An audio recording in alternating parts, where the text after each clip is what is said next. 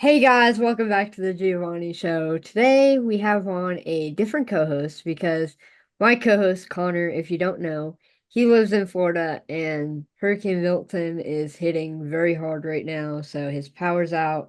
He's unable to be here, but today we have on a very special co-host, Dakota, who is also my editor, and any graphics that you see on my Twitter or Instagram. Who's it made by? None other than Dakota. So, welcome to the show. Thank you for bringing me on, Giovanni. Thank you for letting me do the graphics and editing the videos. I've had so much fun doing it. So appreciate you bringing me on. Yes, sir, brother. Before we start off this episode, I just wanted to say if you guys are looking for tickets this season, go to SeatGeek and use code Gio the Podcaster at your checkout, all one word, all capitals, and you'll get $20 off your order. And make sure to sub to the YouTube because at 1,000 subs, we're giving away a jersey of your choice. If you're not an Eagles fan, it's all right. If you want a kicker's jersey or a punter's jersey, we got it. So we're gonna get any jersey that you guys want, any team. Let's make it happen. So to start off the show, we gotta talk about the dumpster fire that the Philadelphia Eagles is. Obviously we had our bye week, which honestly before the season I was like, I don't like the bye week being week 5, but with all the injuries that we've dealt with, AJ Brown, Devontae Smith, Lane Johnson being out, going into this Browns game, having that week off. Definitely, I will take it, and I will have these guys come back in better health. I am really excited about that because taking another L this week and then having our bye week, later in the season, I would rather have our bye week this week. So I would love to hear your thoughts, Dakota. Because I mean, this Eagles team is just something else. Yeah, so we went to the Tampa game. I know you talked about that with Connor last time you all recorded, and dude, that was so brutal to watch. I mean, there was actually a point in the game where we got in the red zone finally. I was like, Gio, they're gonna run that play, and they ran exactly what I told you they were gonna run. It's like I'm a couch coach. If I could see what's going on, these coaches that are making millions of dollars studying game footage every week know what's going on. So some of the biggest things I really want to see is the big one, Nick Sirianni, you have got to get out of your way and just give Kellen the keys to the offense. You're supposed to be a good CEO coach. Well, right now, as a CEO, your culture is broken. We have captains on the team going on rival podcasts days after we just got embarrassed in Tampa Bay again for like the third year in a row, dogging one of your teammates, and not just any teammate, one of the most outspoken and one of the more like bigger personalities on the team. Honestly, I'm surprised there wasn't a fist fight. There wasn't an altercation of something between CJ, and Darius Slay, because that's just got to be a no-no during season. So what I really want to see, I know you of Connor and Smigo probably are like, oh my gosh, here he goes again complaining about this. Under center plays. Why don't we run under center with the big back like Saquon? Why don't we use play action bootlegs off of that? Use Jalen's mobility to have him throw from different platforms instead of always being in the shotgun. Third and one, we don't need to line up in shotgun run. Saquon, get up under center, do the tush push, run Saquon single back I formation, and just let that guy eat. Just aggravates me, and it's like this isn't a Kellen Moore offense. For those that go and watch like Johnny Page on Twitter, he does a great job breaking down film. He has said multiple weeks now, this is not what a Kellen Moore offense looks like. For the Chargers last year, there's a lot of 12 personnel, a lot of under center play actions that let Herbert move and throw from different platforms.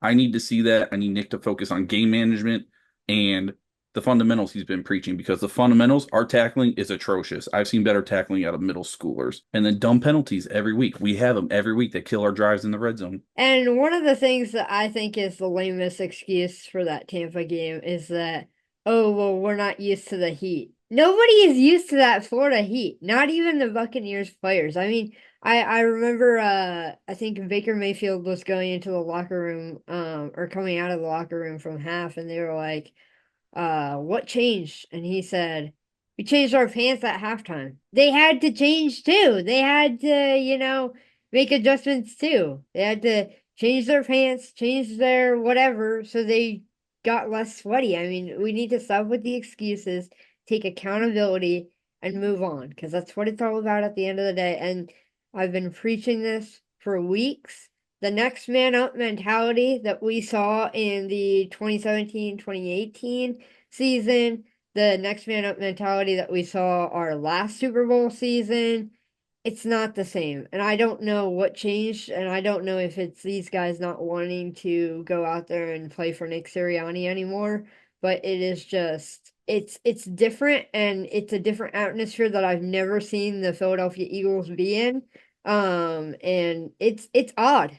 It's really odd. Yeah, I personally haven't seen like disarray like this with the team probably like towards the end of Chip's tenure, or even like 2020 when we had the whole Carson and Jalen debate, like who's going to be the starting quarterback going further. Like it's aggravating, and I think that this really stems from me personally. I don't think Nick should have been brought back after the collapse of last year. I mean, look what just happened with the Jets and Coach Salah. This is what we're going towards with the Eagles and Nick Sirianni. Like it's clear Jalen and Nick don't get along. I know Jalen just had a press conference saying he's giving Nick a vote of confidence.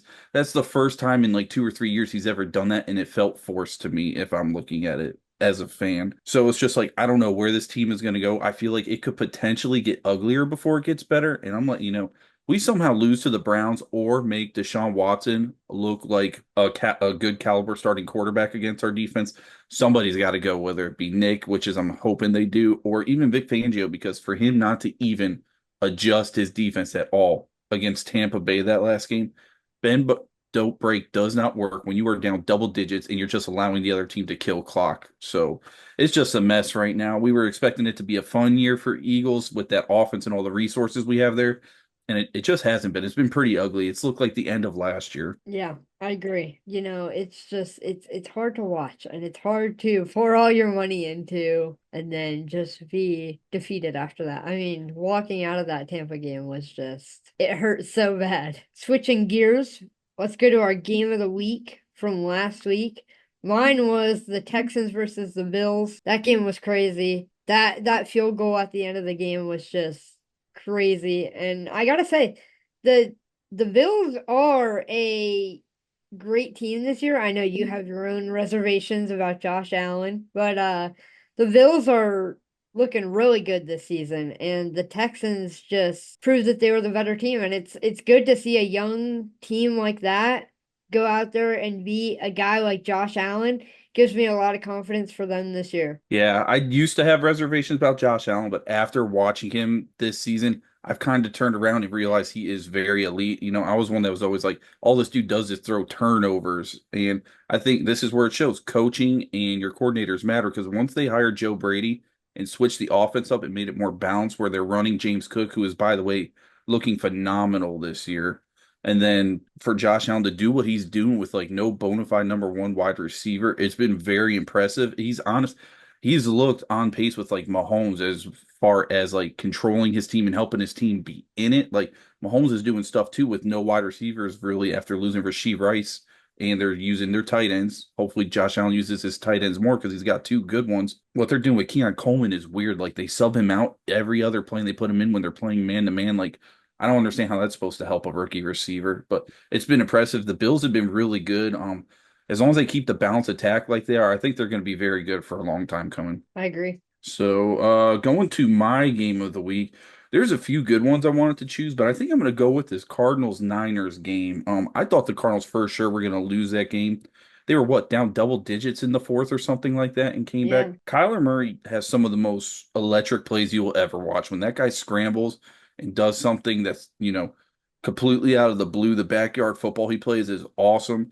James Conner was being held in check for most of the game. I mean, that Niners defense, I mean, it's legit. They're one of the best in the league. And he ended up having a pretty good game. I think he had over 80 yards rushing. Just shows when you're a strong runner, guys at the fourth quarter, they get gas and they don't want to bring down these tough runners like a James Conner, a Derrick Henry. And what's fascinating me, the Cardinals put up this amount of points and actually came back and won this game without really using Marvin Harrison Jr. again. So Kyler is distributing the ball. Trey McBride was pretty big in this game. He had a lot of targets. He had some good catches for them, especially on third down. Michael Wilson, I think, had probably his best game as a Cardinal this week. So that was very impressive, for all the memes and all the times we make fun of Jonathan Gannon because of what he did to the Eagles. He's done a great job with that team. So I was impressed with that. The Cardinals, they can make some noise, I think, potentially.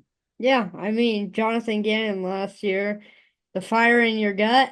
I mean, this team's got fire in their gut. So, I mean, keep it going. Next, we have our game previews. I'm really excited for this week of NFL football. I don't know about you, but the Eagles coming off their bye week.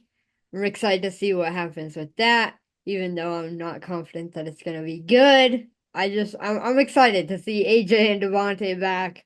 It's something I've been waiting for weeks, and we were hoping to see them in Tampa, but obviously we saw AJ on the field before the game, and I mean the guy has aura, but still, I mean I was super bummed to hear that he wasn't playing, but this week being back, super excited for him. Yeah, I'm looking forward to that game too. I'll give more details about the Eagles Browns when we get to them. But starting off this week, we got a banger of a game. Thursday night football. We have a division rivalry game going on. We got the 49ers at Seahawks. Mmm. Both teams coming off Ah. bad losses because that Seahawks game last week was crazy to lose on a blocked field goal. Yeah, honestly, I'm gonna take the Seahawks in this one. Geno Smith Ooh, is a MVP type caliber quarterback. I love Geno this year, and I'm gonna take the Seahawks. that's bold. I like that. I honestly, if I were betting, I would not bet on this game because this could be a 50-50. It's crazy to think Gino is one of the leaders in passing this year. Yeah, So he didn't play his best game against the Giants last week. So I could definitely see a big bounce back game. I believe they're in Seattle. So, the 12 man's going to be yeah, rocking for a division game. I think I'm leaning Niners though, just because Brandon Ayuk is getting the rust off. He looked very good last week. Debo's coming back from another week from his injury. Oh man, I think I'm going to lean Niners, but I think it's going to be a close one. I could see it yeah, being like a 20-17 style game, something like that. yeah. It's gonna be close for sure. Next one we have is the Jaguars at Chicago. Chicago been looking a little bit better here the last few weeks. Yeah, I'll take Chicago here. I mean, the Jags are just not the same this year. Honestly, I think they need to move on from Trevor Lawrence and Doug Peterson next year and just restart. I'm curious to think, do you think Press Taylor is like bad juju when it comes to developing franchise quarterbacks? Because you saw what he 100%. did with Carson, and now it's happening to 100%. Trevor. Yeah, It's 100%. So yeah, I'm probably gonna lean Bears. It's at Soldier Field. They're starting to run block. DeAndre Swift is looking much better these last few weeks. Caleb looks like he's getting more comfortable. I want to see Keenan Allen get fully healthy and integrated into this offense Yeah. because I think that wide receiver trio they have with Rome learning with Caleb, they could be very deadly. As a DJ Moore fantasy owner, I was so pumped to see what happened last week. Give me another two touchdown performance this week. Let's make it happen. But yeah, I'll go Bears. I could see the Bears putting up possibly 30 points against the Jaguars. That defense is just not Yeah. good. I'm saying I'll go like 30-14 Bears. Yeah, I'll go 30-21. Next we got Buccaneers at Saints, another division game. This could be a good one or it could get very ugly now that Derek Carr's out. Ooh, I'll take the Bucks. I think the Bucks just I don't know, there's something different in the water in Tampa. Baker Mayfield is just back to college football, Baker Mayfield. So, I mean, the guy's just electric. So, honestly, yeah, I'm gonna take the Bucks. I'm gonna say 33-24. I'm probably going to lean the Bucks too. I was talking with you and Connor a few weeks ago. I was like, I think this Bucks team is for real. I think they could do some damage in the NFC this year. I have them as a potential contender for the Super Bowl. Like you said, Baker's looked amazing. He is back, and it's fun to watch. I've been a Baker fan, so it's been good to see. And then who's stopping Mike Evans? This dude just produces every year. In history past, Mike Evans usually like him and Marshawn Lattimore, they be getting into it. So I'm excited to see if something happens. I Yeah. got the Bucks winning though. I got them, I think, winning 24-10. With Derek Carr out, I don't think that offense is going to be able to do much. They'll probably be able to stop Kamara. They're going to load the box, I assume. I don't know what's going on with the Saints, but like Chris Olave has just been like non-existent the last few weeks.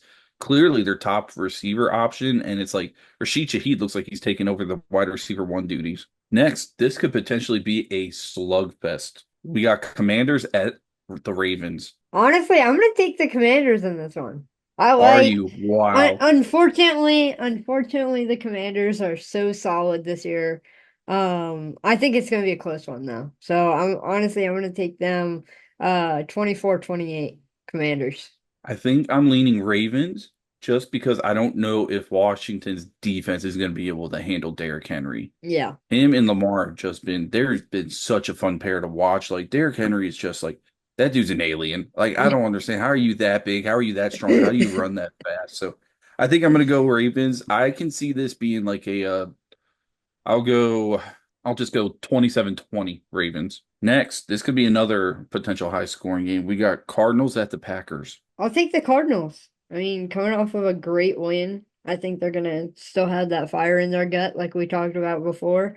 Kyler Murray, like you said, making backyard football plays, and I just think he is becoming electric. I know there was a few years ago we're talking about Kyler Murray may not be in the league very much longer, and I mean, guy has shown that he's here to stay. So Kyler Murray and the Cardinals, I see them winning. I'm gonna say it's gonna be a high scoring game. I'm gonna say something crazy like 38-30. That's not bad. I'm leaning high scoring too, but to be honest, that Packers defense has been very stingy this year.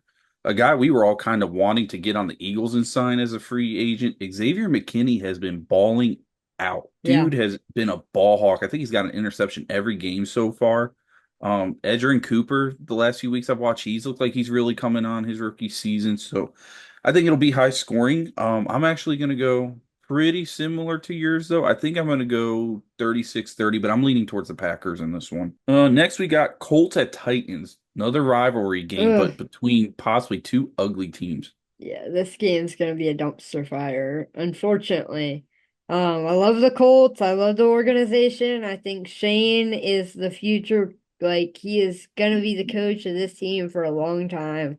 But man, it's hard. Joe Flacco can lead an offense though. Not having Michael Pittman, it's gonna be difficult with that back injury though. So I'll say I'll say the Colts win this one. And hopefully this starts their season, even though it's really late in the season to start your season. Hopefully it just puts some fire in their gut and I'm gonna say 27-24. I think I'm leaning the Colts mostly just because Will Levis does some of the dumbest stuff I've ever seen a starting quarterback do. Some of these turnovers are mind-boggling. The Tennessee pictures does have a too of decent defense.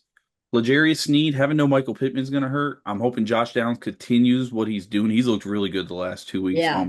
Have you heard anything? Is Richardson playing or are they sitting him this week? I haven't heard anything, but I think I don't know. I honestly, when you have a guy like Joe Flacco, in my personal opinion, I think you just let AR get back to healthy and give it Yeah, to Joe. Just give it to that's Joe. fair. Yeah, so I think I'm going to lean Colts though. I think their defense is going to be able to handle the Titans offense. I think it might be a low scoring game though. I could see something like a 17-10, 14-7, just a real ugly game. Yeah, So we'll see. All right, next on the docket, we got Texans at Patriots. I'm gonna My take boy the Nico Texans. Collins on IR, making me sad. Ugh, Love watching him play. I love Nico.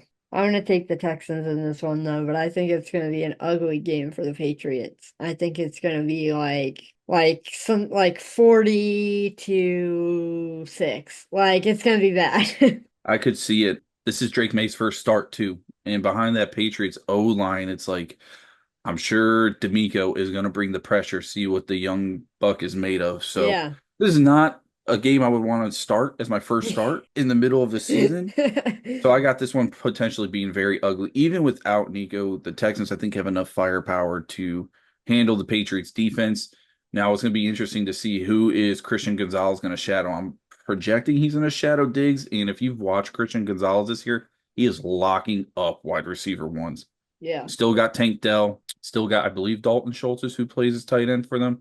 Joe Mixon might be coming back potentially, but I think this will be an ugly game. I think I got the Texans winning like 30 to possibly 10. They might get a late touchdown, 30-14, something like that. Yeah. Browns at Eagles. Oh my You gosh.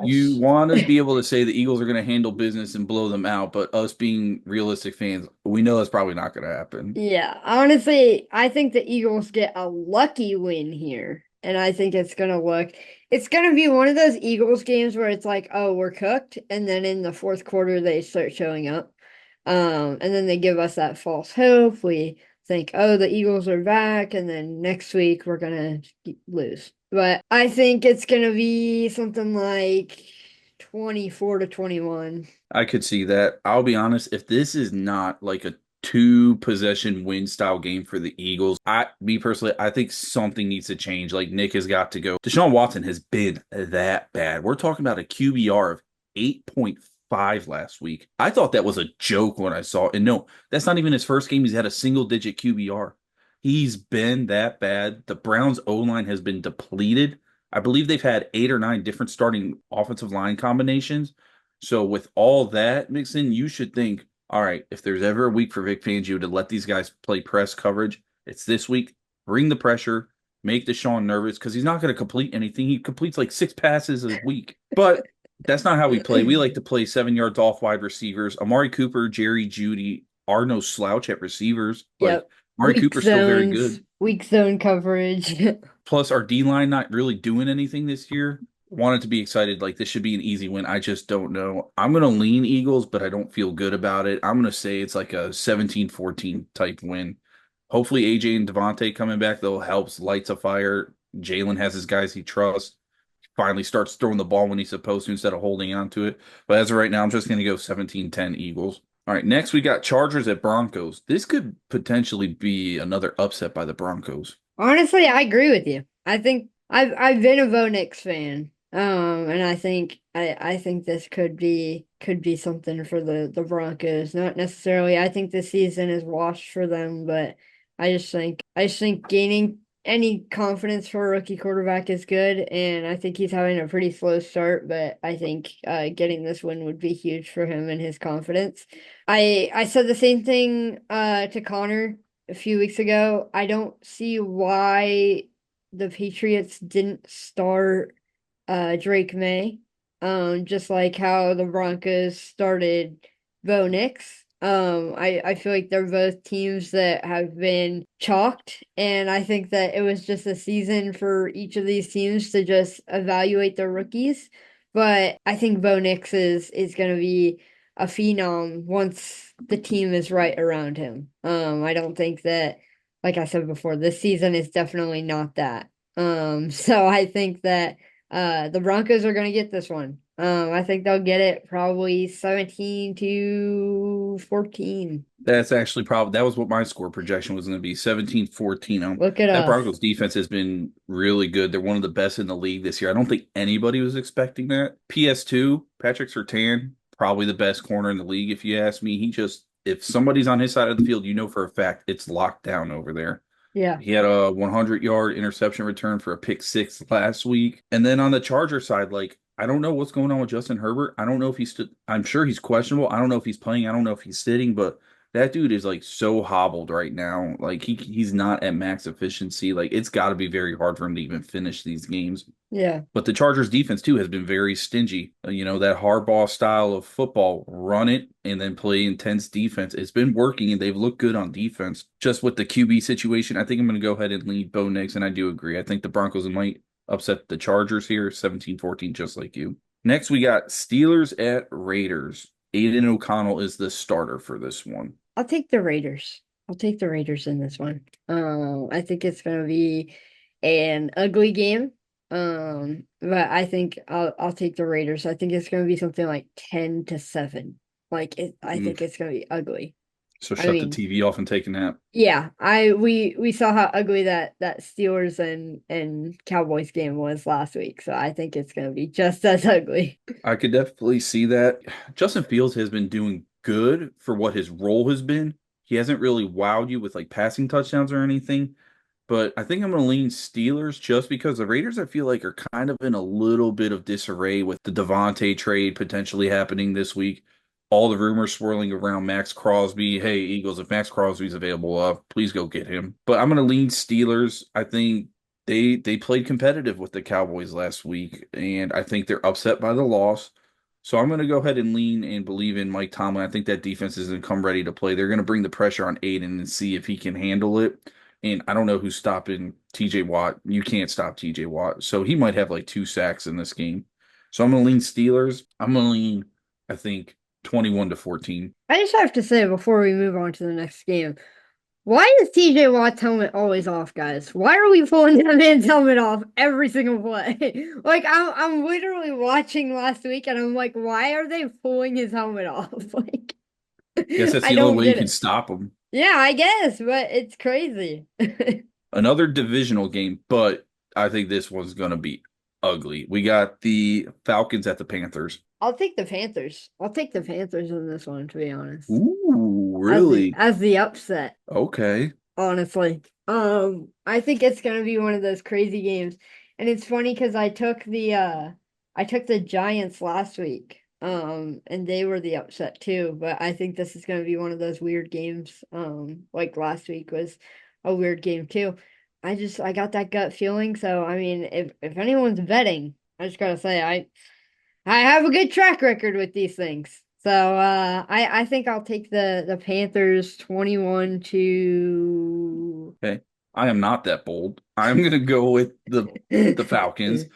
I do think like Kirk is starting to catch a groove. Him and Drake London are really starting to get some good chemistry together. Darnell Mooney has had a career revival coming to Atlanta. He's been like non-existent the last few years in Chicago, and dude's looking like a great wide receiver, number two.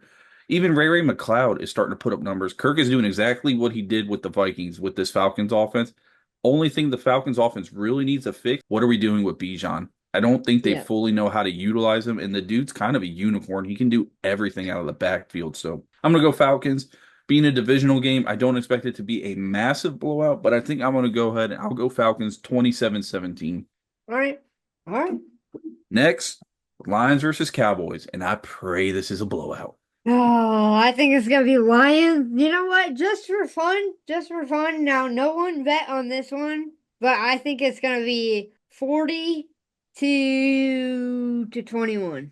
I'm hoping. I am hoping the Lions can do that. I honestly I could see it. The Cowboys' run defense has not been good, and David Montgomery is one of the better in between the tackles runners in the league right now.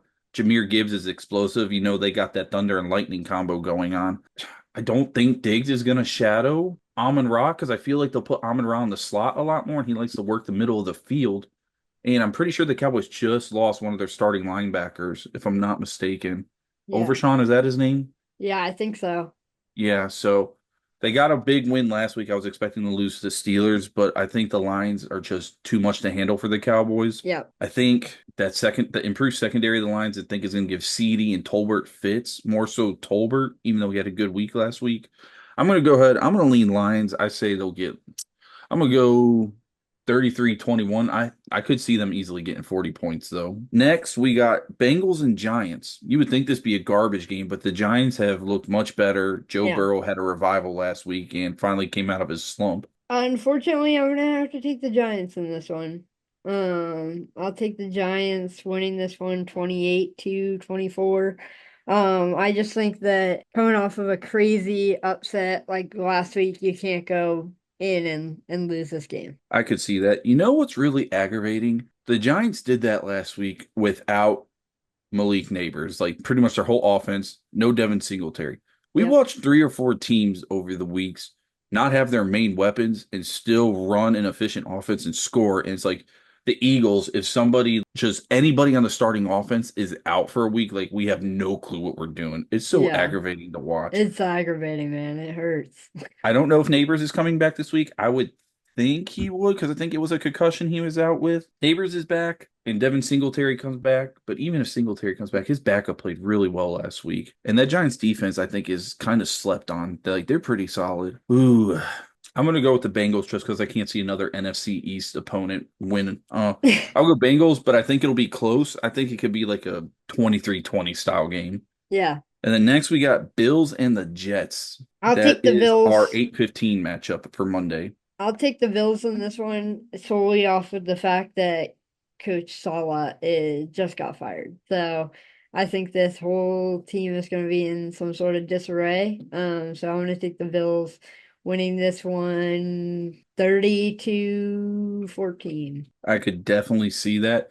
And other than Salah just getting fired, they demoted Nathaniel Hackett from offensive coordinator this morning. Yeah. So, Rogers' buddy is no longer the offensive coordinator. I'm sure he went and took ayahuasca because he's all upset now. So, I could definitely see it, but would it also shock you if the Jets somehow reeled around the new coaching staff to say, "Hey, we're here, guys," and they make it competitive? I don't know. I could see it. I also just think I think Rodgers' age is starting to catch up to him. He doesn't look very mobile in the pocket anymore. If I'm gonna go with the Bills, I'm gonna go being a division rivalry game. I'll probably do 23-14. Guys, I appreciate you watching this week's episode. I would love to hear your thoughts in the comments below on how you like this episode with Dakota. Should we bring him on for more episodes? Because I know I had a blast today. Dakota, I don't know about you, but I had so much fun today, man. So I I really did do too. appreciate it. Thanks for bringing me on. I'm always down to talk football. This is my favorite time of the year. When the Of leaves are course, starting to man. change, it's getting Yep. cold and crispy outside. It's You hoodie weather. you can Nice crack Pizza Hut all you hoodie, could by the way. That's a sick yeah. hoodie. Yes, sir, brother. Pizza Hut, sponsor me. Um, so yeah, I mean the weather right now is perfect. You can crack open a window, throw on some football. Oh, I love it. But I appreciate you, man. And always, always, always, no matter how bad they stink, go Go birds! birds.